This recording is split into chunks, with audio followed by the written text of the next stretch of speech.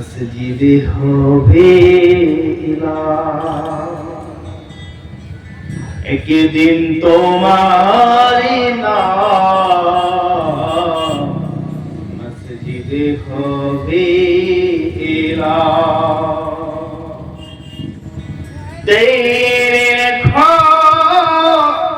তৈরি থেকো ঘুরির মালো সমান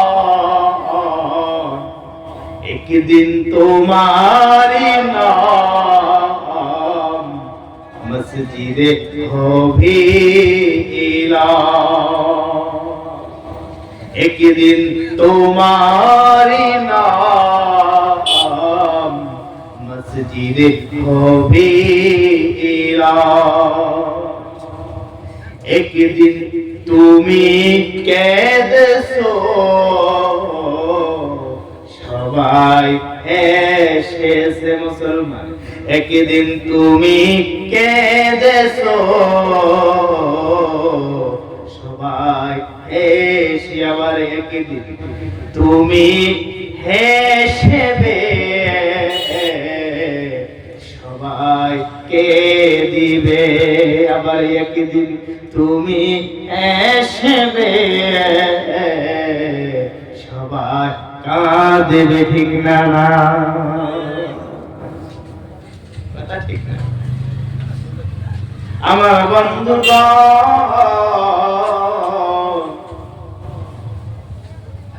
এই দুনিয়ার মিসামাইয়া এই দুনিয়ার মিশা শুনে কোথায় তোমার বাড়ি কোথায় তোমার ঘর কোথায় তুমি ছিলা গো আবার তোমাকে আমার আল্লাহ রাব্বুল আলামিন কোথায় তোমাকে দুনিয়ার মধ্যে আইনা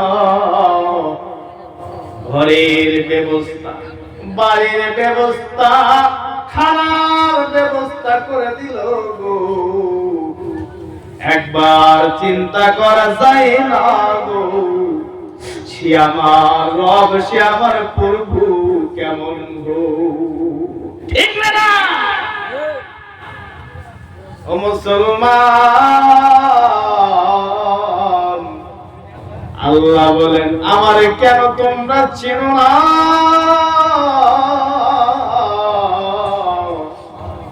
যেদিন তুমি এই দুনিয়ার মধ্যে আসো নাই এই দুনিয়ার আসার কোনো অস্তিত্ব তোমার ছিল না তোমার বাসা কোথায় ছিল তুমি কোথায় ছিলা গো আমার আল্লাহ তাআলা বলেন এই দুনিয়ার মধ্যে আসার আগে তুমি কোথায় ছিলা তাফসীরের মধ্যে উল্লেখ আছে আপনি দুনিয়াতে আসার আগে এই দুনিয়াতে আসার আগে আপনি ছিলেন মৃত্যু আপনি ছিলেন মৃত্যু আল্লাহ তাআলা বলেন কেন বান্দা কাইফা তাকফুরু ও বান্দা কেন রে আমাকে ইনকার কর তুমি কি জানো না পৃথিবীর জমিনের মধ্যে তোমার মা তোমার যত ভালোবাসে আমি আল্লাহ ওই মায়ের ছায়া সাক্ষর করে আমি আল্লাহ তোমারে ভালোবাসি রে আল্লাহ বলেন কেন বান্দা তুমি আমাকে ইনকার করো আমি আল্লাহ তাআলা তোমাকে তিল তিল করে মায়ের গর্ভে তোমাকে আমি তিল তিল করে মানুষ বানাইছি নাপাক দুর্গন্ধযুক্ত পানি থেকে রক্তে পরিণত করিয়া কুচি কুচি হাত দিছি সুন্দর একটা চেহারা আকৃতি দিছি আবার পা দিছি দিয়া আমি মায়ের পেটের মধ্যে আমি আল্লাহ ফি করারিন মাকিন আমি আল্লাহ অতি সুন্দর করে সুরক্ষিত করে একটা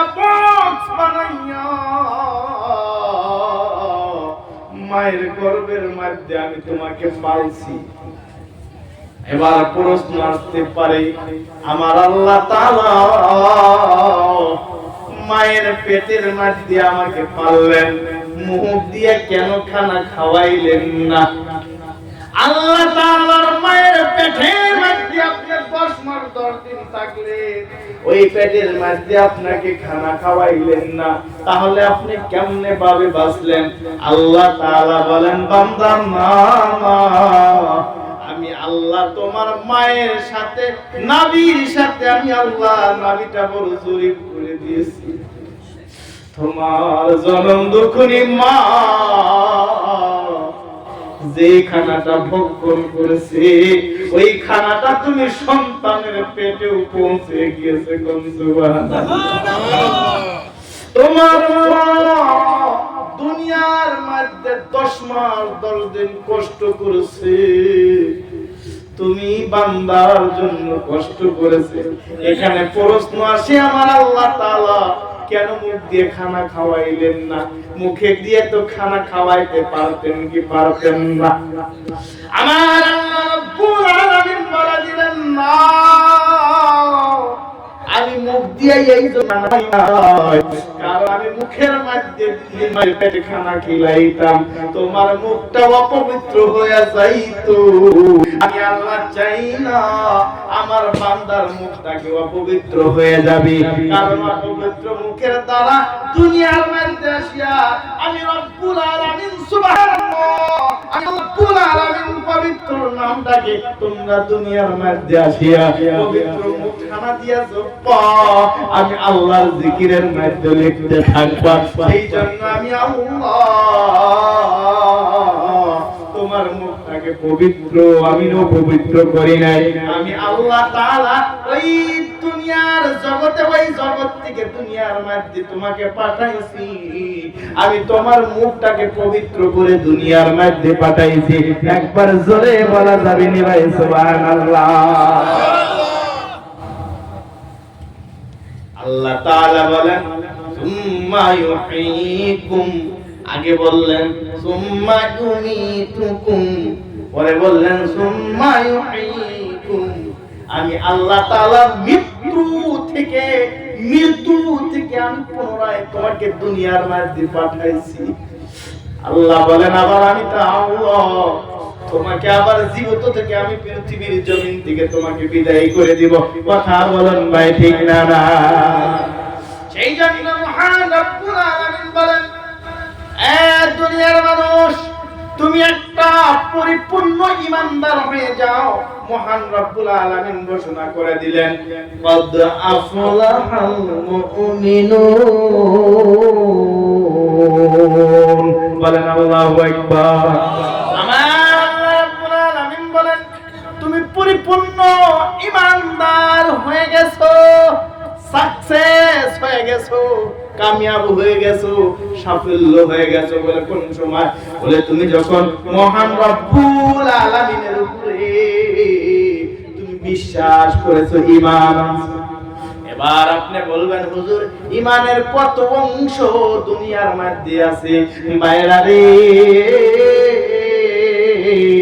আল্লাহ রাব্বুল আলামিনের হাবিব বলে দিলেন, আমানতু বিল্লাহি ওয়া মালাইকাতিহি ওয়া কুতুবিহি ওয়া রাসূলিহি ওয়াল ইয়াউমিল আখির ওয়াল কদরি খাইরিহি ওয়া শাররিহি মিনাল্লাহি তাআলা ওয়াল বা'সি বা'দাল মাউত।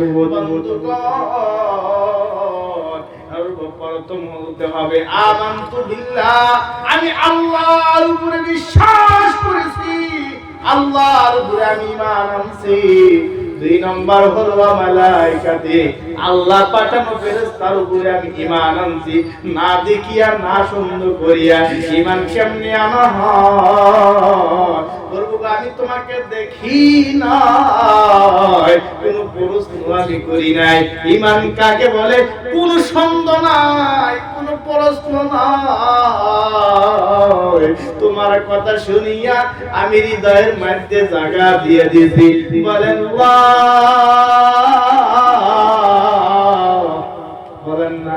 লা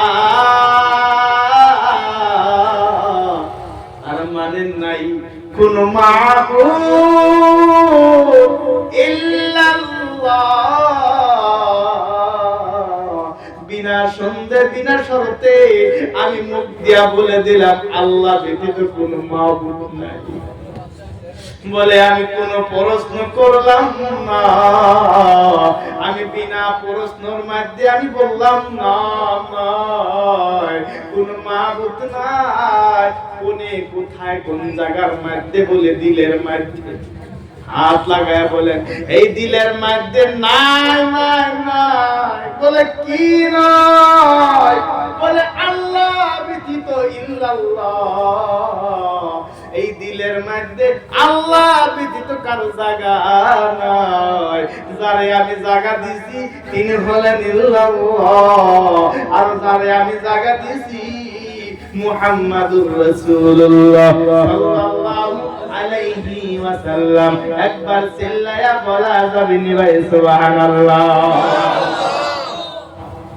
দ্বারা বোঝা গেল এই অন্তরের মধ্যে বিনা শর্তে বিনা কথা এই মুখের মধ্যে বলে কলবের মধ্যে বলতে হবে ভাই গো এই দিলের মধ্যে আল্লাহ ব্যতীত কোনো জায়গা নাই। বাবারে বন্ধুরা আজ যদি হাসার বয়ান করি আপনারা হাসবেন, কিন্তু আল্লাহ বলেন না না না ফালিয়াযহাকু কালিলা ওয়ালিয়াবকু কাসীরা। এই দুনিয়ার মানুষ আমি আল্লাহকে পাওয়ার জন্য দুনিয়াতে বেশি বেশি করে কান্দো। তুমি যদি হাসা করো তোমার দিলটা মুর্দা হয়ে যাবে, তুমি যদি হাসো তোমার দিলটা মুর্দা হয়ে যাবে। এই জন্য আমি আল্লাহ বললাম না না হাসো কম কান্না বেশি করো, মনটা নরম করো। দুনিয়ার মানুষের দরবারে গেলে একটা বস্তু যদি একবার চাওয়া যায় আপনাকে ধাক্কা মারিয়া ঘুরিয়ে দিবে, আবার যদি আর একটা বস্তু চান আবার ধাক্কা মারিয়া আপনাকে ঘুরাইয়া দিবে। আল্লাহ বলেন বান্দা আয়া ইয়া আইয়াতুহান নাফসুল মুতমাইন্নাহ ইরজিই ইলা রাব্বিকি রাদিয়াতান মারদিয়া। আমার আল্লাহ ডাকে বলে আর ও যুবক কারে আয়, আল্লাহ ডাকে আয় বলে তুমি মদ খাইছো, তুমি সুদ খাইছো, তুমি ঘুষ খাইছো, তুমি জিনা করেছো, তুমি অন্যায় করেছো, তুমি মারপিট করেছো, তুমি অন্যায় করেছো, মানুষের কপালে দুঃখ দিয়েছো, নিজে হারামের কামাই করে খাইছো। আমার আল্লাহ কথাবি ডাকে বলে বান্দা আয় আয় ইয়া আইয়াতুহান নাফসুল মুতমাইন্না। আমি আল্লাহর দিকে আসো। আল্লাহ তাআলা ডাকেন বান্দা বলে আসার পরে কি করতে হবে? আমার আল্লাহ তাআলা ডাক দিয়া বলেন ইরজিই, আমি আল্লাহর দিকে ঘুরে আসো। তোমরা কোথায় চলে গিয়েছিলে আমার দিকে ঘুরে আসো রে। ইলা রাব্বিকি রাদিয়াতাম মারদিয়া, আমি আল্লাহর দিকে ঘুরে আইসা ফাদখুলি ফি ইবাদি। তুমি আল্লাহ তাআলার ইবাদতের মধ্যে মগ্ন হয়ে যাও, ইবাদতের মধ্যে শরীক হইয়া যাও। ইবাদতের মধ্যে শরীক হয়ে গেলে প্রশ্ন আসে কি হয়ে যাবে? আল্লাহ বলেন ইবাদতের মধ্যে শরীক হও আর আমি আল্লাহ তাআলার অসীম নিয়ামত পুরস্কার জান্নাত অর্জন করে জান্নাতের অধীনস্থ হয়ে যাও। একবার চিল্লায়া বলা যাবে নি ভাই সুবহানাল্লাহ।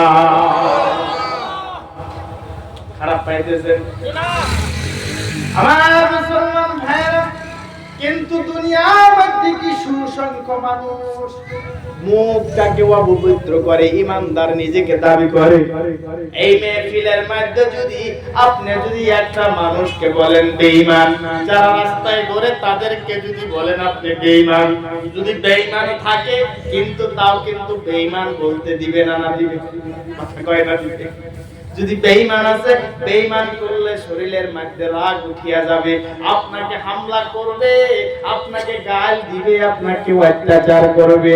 কারণ দুনিয়ার মধ্যে বেঈমানের তো পাওয়ার অল্প বেশি থাকে। কথা কোন ঠিক না? কথা বললে তো মানবে না, আপনার শরীরের মধ্যে আক্রান্ত হয়ে যাবে। আমার ভাই, দুনিয়ার মধ্যে মুমিন মুমিন যারা মুমিন তাদেরকে যদি আপনি বেঈমান বলেন, তারা নিজেরা অনুভব করবে কোন জায়গা না দোষ হয়ে গেছে। আর যারা বেঈমান আছে তাদেরকে যদি সত্য কথা বেঈমান বলেন গো, আজ এক সপ্তাহ হয়ে যাবে আপনার সাথে কথা বলবে না, না বলবে তবে আমারে বেঈমান বলছো, তুমি কত বড় ইমানদার। আগে দেখছি তুমি সিগারেট খাইছো, আজকে নামাজ মুসল্লি হয়ে আমারে বেঈমান বললাম। কথা বন্ধ করবে না, কথা বন্ধ একবারে বন্ধ। কেমন বেঈমান কেমন ইমানদার বাবা না, আল্লাহ রাব্বুল আলামিনের হাবিব বলে দিলেন, আল মুসলিমু মান সালিমাল মুসলিমুনা মিন লিসানিহি ওয়া ইয়াদিহি। ও মুসলমান যুবক ভাইরা, তুমি কেমন ইমানদার হইলা? তুমি যদি ইমানদার হও, তুমি নিজেকে যদি ইমানদার তুমি দাবি করো, সর্বপ্রথম বলতে হবে আমার হাতের দ্বারা, আমার জবানের দ্বারা, আমার হাতের দ্বারা, আমার জবানের দ্বারা, আমার আখলাকের দ্বারা, আমার ব্যবহারের দ্বারা অন্য কোন মুসলমান যেন দুনিয়ার মাঝে কষ্ট না পায়। আমি মুসলমানের দ্বারা অন্য খুশি যেন কষ্ট না পায়। তুমি যদি মুসলমান ইমানদার দাবি করো, তাহলে তোমার হাতের দ্বারা, তোমার মুখের দ্বারা, যুবকরে তোমার ব্যবহারের দ্বারা অন্য কোন মানুষ কষ্ট পালে গো, আপনি নিজেকে ইমানদার বললে আল্লাহর দরবারে আপনাকে ইমানদার লেখা হবে না। কথা বলুন ঠিক না? না আমার মুসলমান ভাইরা, আমার বন্ধুরা, আল্লাহ রাব্বুল আলামিন বলে দিলেন, আল্লাযীনা হুম ফি সালাতিহিম খাশিউন। সূরাতুল মুমিনুনের মধ্যে আল্লাহ সুবহানাহু ওয়া তাআলা বলেন, এই দুনিয়ার মধ্যে ডিজিটাল মার্কা কিছু নামাজি আছে, এই দুনিয়ার মধ্যে কিছু ডিজিটাল মার্কা নামাজি আছে। বলে কেমন নামাজি? বলে মসজিদের মধ্যে গেলে ভালো লাগে না, মসজিদের মধ্যে গেলে তাদের ভালো লাগে না, মেহফিলের মধ্যে গেলে তাদের অন্তরের মধ্যে ভালো লাগে না, মনটা ছটফট ছটফট ছটফট করে। কেমনে ভাবে বসে থাকি, বাজারে ঘুরলে তো আমার ভালো লাগবে, বাজারে ঘুরলে নতুন নতুন বস্তু আমরা দেখতে পাবো। যুবকেরা আরো বলে, বাজারে যদি ঘুরি নানান দলের নানান টিকটিক দেখতে পাবো। এই জায়গায় বসলে কি হবে? যুবক বন্ধুরা শোনো, বাজারে যদি তুমি করো আর যদি তুমি বলো আমি ইমানদার, আল্লাহ বলেন না না না, তুমি যদি কারো ভালোবাসো ফাঁকে থেকে বললে কি হবে? আমি তোমারে ভালোবাসি, তোমার বললে যাইতে হবে, তোমার ব্যবহারের দ্বারা পরিচয় দিতে হবে। বলে কেমনে ভাবে? আমি তোমারে ভালোবাসি, তোমারে মহব্বত করি, তার জন্য তুমি ডাক দিলে আমি আল্লাহর কাছে সব সময় সাড়া দিয়া দেয়। এমন যদি দেখাইতে পারবে, তাহলে সে নিজেকে তুমি দুনিয়ার মধ্যে ইমানদার বলতে পারবা। কথা বলুন ঠিক না? না আল্লাহ রাব্বুল আলামিন বলেন, আল্লাযীনা হুম ফি সালাতিহিম খাশিউন। এই দুনিয়ার মধ্যে কিছু সংখ্যক ডিজিটাল মার্কা দুনিয়ার মধ্যে নামাজি আছে, আছে না নাই? আছে না? দেখবেন আপনি এক রাকাত নামাজ না পড়তে তার 5 রাকাত 10 রাকাত হয়ে গেছে। তার দুধভাবে সেজদা মারতেছে, মনে হয় মসজিদের পাকা যদি থাক না থাকতো, যদি কাঁচা মাটি থাকতো বোধহয় দর্দ হয়ে যাইতো। এমন আছে না? আছে না নাই? আমি একজন জিজ্ঞাসা করলাম, চাচা এত তাড়াতাড়ি করে সূরা পড়েন, কোন যুগে মুখস্থ করছেন? তুমি জানো এই ছোট থাকি মুখস্থ করছি। আমি কইলাম যে তাহলে কোনছে চাচা কিভাবে বলা লাগে? মানে এমন ভাবে কইছে কিছু বোঝা যায় না, আছে আর কি দামাদ্দুম। আমি কইলাম চাচা গোপন রহস্য তো এটা না, কিছু না কিছু তো আছে। ওই ভাতিজা তুমি বোঝো না? বলে না, আমি যে দোকানটা খুইলা তুইছি আমার ধারণা নাকি গেছে। কথাটা বুঝেন? আছে না? আল্লাহ রাব্বুল আলামিন বলেন না না না, তুমি যদি ইমানদার হতে চাও, আল্লাহকে ভালো যদি বুঝতে চাও, আরামে আরামে সুস্থতার সাথে তুমি নামাজ আদায় করবা। এমন ভাবে যদি তুমি নামাজ আদায় করতে পারো, আমার আল্লাহ তাআলা তোমার নামটা ইমানদারের খাতায় লিখে দিবে। কোন সুবহানাল্লাহ। ভাইরা আমার, বন্ধুরা, এই দুনিয়ার মধ্যে উদাহরণ না দিলে হয় না। কিছু সংখ্যক মানুষ আছে শুধুমাত্র বাংলা কিতাব পড়িয়া পড়িয়া অনেক শিক্ষিত হয়ে গেছে। ভাইরা, আপনাদেরকে বলছি না, খারাপ পাবেন না। একজন ইমামতি করে মসজিদের মধ্যে, এক ইমাম সাহেব মসজিদের মধ্যে ইমামতি করে, উর্দু কিতাব পড়ে পড়ে মসজিদের মধ্যে ইমামতি করে, মসলা দেয়। একদিন মসজিদের মধ্যে যায় হঠাৎ করে এলান করে দিল, মুক্তাদি ভাইরা, আজকে কিতাবের মধ্যে হাদিসের মধ্যে আমি পাইছি বলে কি যে अल्लाह के नबी ने नामाज हिल के पढ़ा करते थे और सुन्नत है। কথা বুঝছেন? মানে আল্লাহ কি নবী নে নামাজ হিল के पढ़ा करते थे और ये सुन्नत है। একটা হলো হালকি আর একটা হলো হিলকি। উনি হালকিটা হিলকে কইরা ফলায়া দিল। এক হলো হালকি, সুস্থতার সহিত নামাজ আদায় করা, আর একটা হলো হিলকে। ইমাম সাহেব উর্দু কিতাব পড়ে শব্দ উচ্চারণ করতে পারে না, আরবি না পড়া উর্দু পড়ে মুক্তাদিরকে এলান করে দিয়েছে, বলে মুক্তাদির তলেরা, বলে আমাদের মসজিদ তো ছোট না, আমি আজকে পড়লাম নামাজ খেলাধুলা করে পড়াটা এটা সুন্নত। আমি ইমাম সাহেব মসজিদের মধ্যে সামনে নামাজ পড়ে একবার উম্মিক দৌড় দেয়, আবার এমবুরা দৌড় দেয়। কথা কয় না, কথা বলছে, একবার ওই দিকে দৌড় দেয়, আবার এই দিকে দৌড় দেয়। পাশের মুক্তাদিরা বইটা থাকবো নি? কারণ আমি যদি এইভাবে জিকির করা যায়, আপনাদের যোগ উঠবো না? নাই উঠবো না? নাই আমি এইভাবে করি তাহেরির মতো, আপনাদের উঠবো না? নাই উঠবো। যখন ইমাম সাহেব সামনে দিয়া দৌড়াদৌড়ি আরম্ভ করছে, মুক্তাদিরা মসজিদের মধ্যে দৌড়াদৌড়ি আরম্ভ করছে। মসজিদের মধ্যে আর কোন জায়গায় হয় না, কম করে গেছে। কথা বুঝে আসছে? ভাই, আমি কথাটা বলতে চাইতেছি, ভাই গো, দুনিয়ার মধ্যে সহি শুদ্ধ বস্তু শোনো, আর শুদ্ধ বস্তু শুনিয়া শুদ্ধ জায়গায় বসো, শুদ্ধ জায়গায় বসিয়া শুদ্ধ বস্তুগুলো অর্জন করিয়া নিজের জীবনের মধ্যে ফিট করিয়া নিজের জীবনটাকে সহি শুদ্ধ বানাইয়া নাও। কথা কোন ভাই ঠিক না? না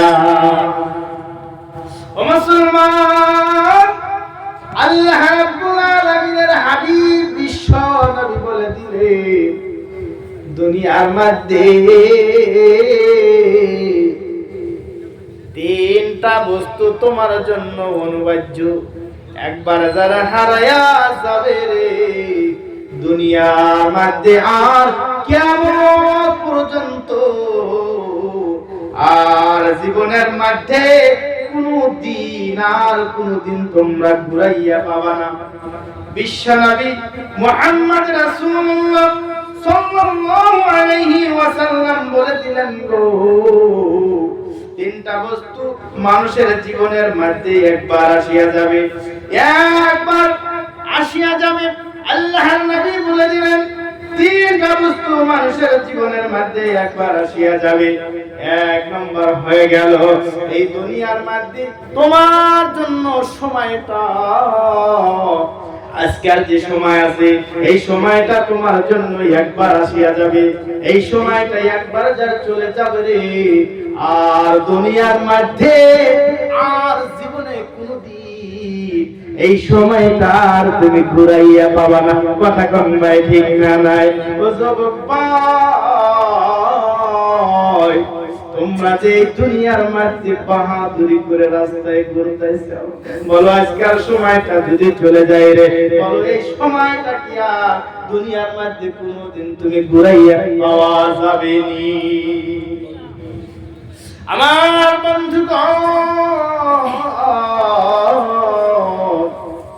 এই দুনিয়ার মধ্যে বিশ্ব নবী মুহাম্মদ রাসূলুল্লাহ সাল্লাল্লাহু আলাইহি ওয়াসাল্লাম ঘোষণা করে দিলে, এক নম্বর আজকের সময়টা যদি চলে যায়,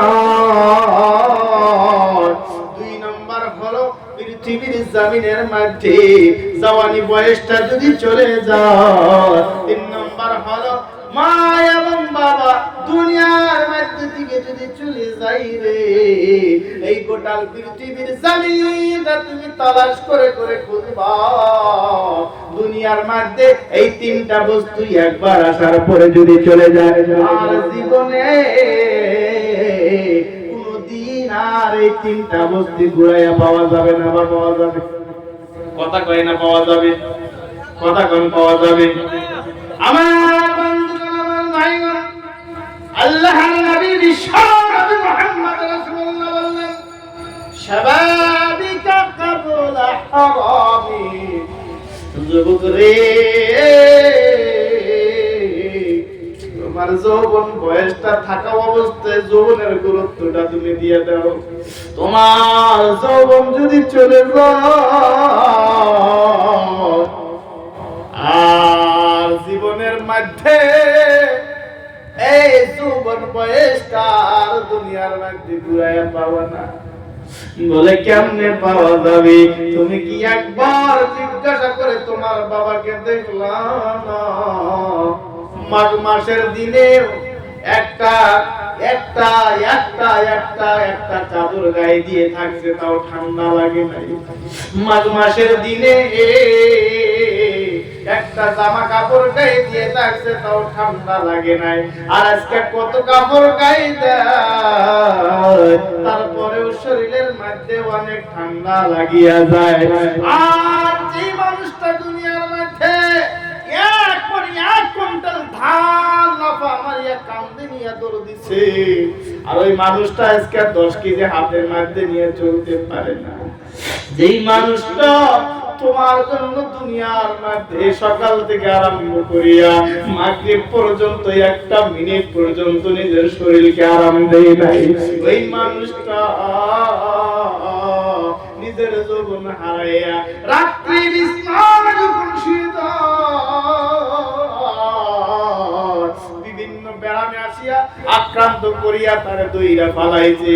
কেউ কাশে, সন্তানেরা বলে বাবা কাশা বন্ধ করিয়া দাও, আর কাশিও আমার কম ক্ষতি হয়, এমন কথা বলে বাইরে।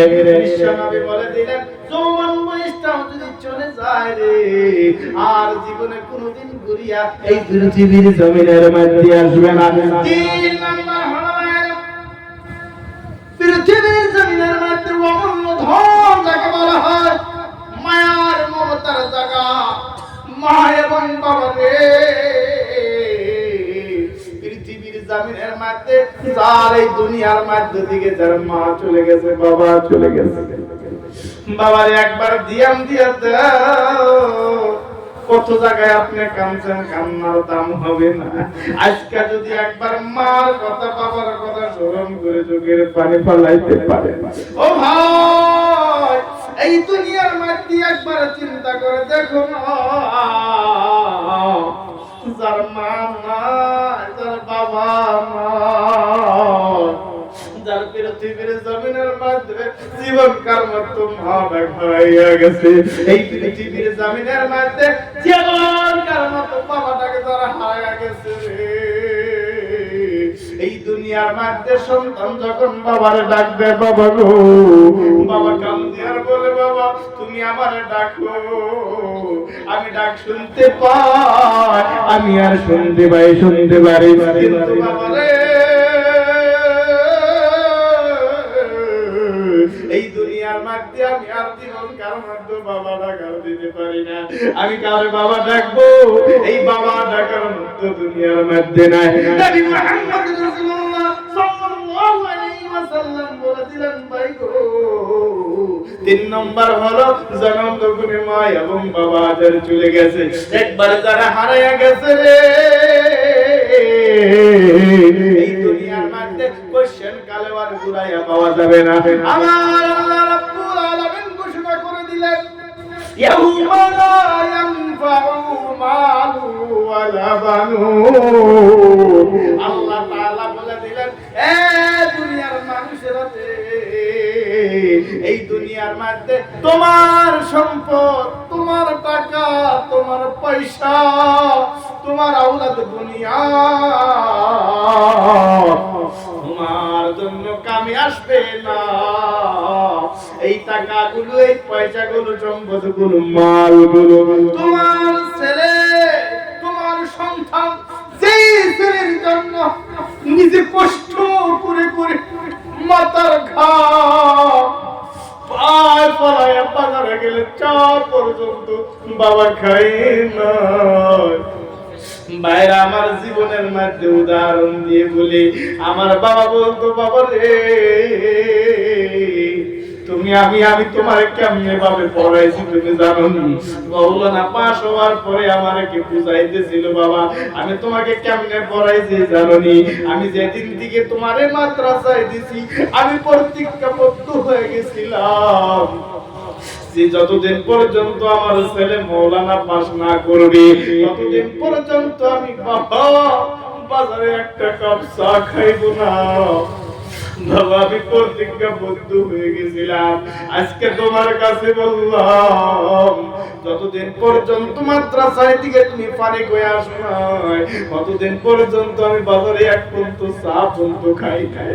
বলে আমি বললাম কেন খান নাই বাবা? বলে যেই মাত্র আমি বাজারে একটা চার কাপ নিছি, একটা মিষ্টি সম্মুখে নিছি, তোমার কথা মনে হয়েছে। বলে আমি এই টাকাটা যদি বাঁচাই আমার সন্তানের জন্য দিয়ে দিতাম, ওটা আমার সন্তানকে ভালোভাবে খাইয়া ভালোভাবে পড়তে পারতো। আমি কাঁদতেছিলাম, চোখের পানি ফলাইতেছিলাম। বাবা গো কেন তুমি এত কষ্ট করেছো বাবা?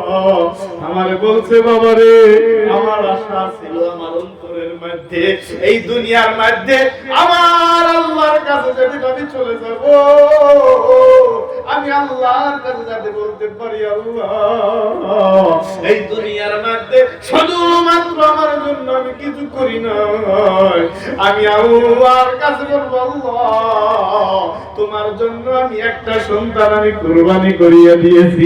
একবার জোরে জোরে বলা যাবে নি ভাই সুবহানাল্লাহ। আমার বন্ধুগণ, আমার ভাইগণ, সেই জন্য দুনিয়ার মধ্যে আল্লাহ তাআলা বললেন এই সন্তান দুনিয়ার মধ্যে কাম আসবে না যদি সন্তানটাকে আপনি নেক না বানাইছেন, সন্তানটাকে যদি আপনি ভালো না বানাইছেন, এই দুনিয়ার মধ্যে আপনার মাল সম্পদ কাল দিবে না। যদি করে দুনিয়ার মধ্যে আপনি যদি দুনিয়ার মধ্যে আপনার মালটাকে সহি রাস্তাতে আপনি খাটান ভাই, আমার আল্লাহ তাআলা বলে দিলেন ইল্লা মান আতাল্লাহ বিকলবিন সালিম।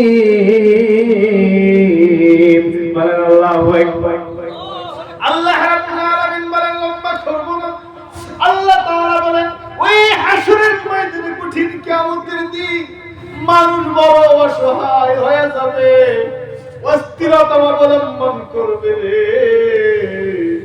আল্লাহ বলেন তিনারাই কামিয়াব হয়ে যাবে যারা কলবে সালিম নিয়ে আসবে। কলবে সালিম হলো আল্লাহর মহব্বত নিয়ে হাজির, শিরক মুক্ত অন্তর নিয়ে হাজির, বেদাত ছাইরা হাজির, মসজিদের সাথে সম্পর্ক রাখা হাজির। দুনিয়ার মধ্যে আল্লাহকে ভালোবাসা হাজির হয়ে যাবে। আল্লাহ বলেন তারাই কামিয়াব হয়ে যাবে কলবিন সালিম।